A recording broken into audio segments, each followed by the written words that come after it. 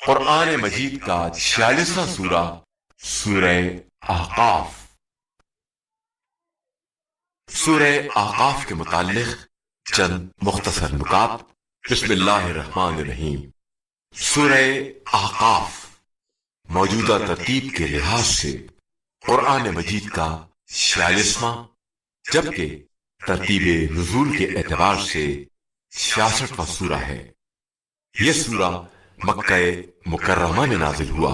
اس سورے کی 21ویں آیت کی مناسبت سے اس سورے کا نام سورہ احقاف رکھا گیا ہے۔ احقاف عربی میں اونچے ریگستان کو کہا جاتا ہے اور یہ قوم عاد کی سرزمین کا نام بھی ہے۔ آیت نمبر 10 میں بنی اسرائیل کے گواہ سے مراد عبداللہ بن سلام ہے، جو بنی اسرائیل کا بڑا عالم تھا۔ قرآن مجید کی آیات کو سن کر وہ ایمان لایا اور اس نے کہا کہ اس کی آیات بالکل توریت سے ملتی جلتی ہے۔ آیت نمبر 15 میں والدین کے ساتھ حسن سلوک کا حکم دیا گیا ہے، خصوصاً ماں کا خاص طور پر اس کی زحمتوں اور مشقتوں کے ساتھ ذکر کیا گیا ہے۔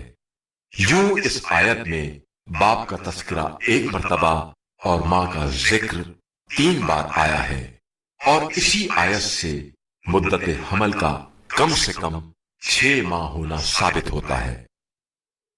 آیت نمبر 26 میں بیان ہوا ہے کہ انسان کے فسق و فجور کی کثرت کی وجہ سے اس کی آنکھیں، کان اور دل مردہ ہو جاتے ہیں۔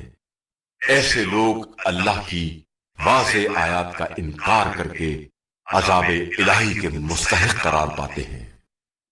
آیت نمبر 35 میں اولو العزم انبیاء علیہ السلام کا تذکرہ آیا ہے، جن سے مراد صاحب شریعت رسول علیہ السلام ہے۔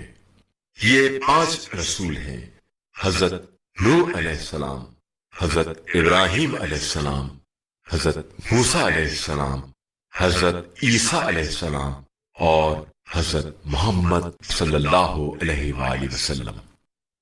جو شخص شب جمعہ اس کی تلاوت کرے گا وہ قیامت کے دن خدا کی امان میں ہوگا۔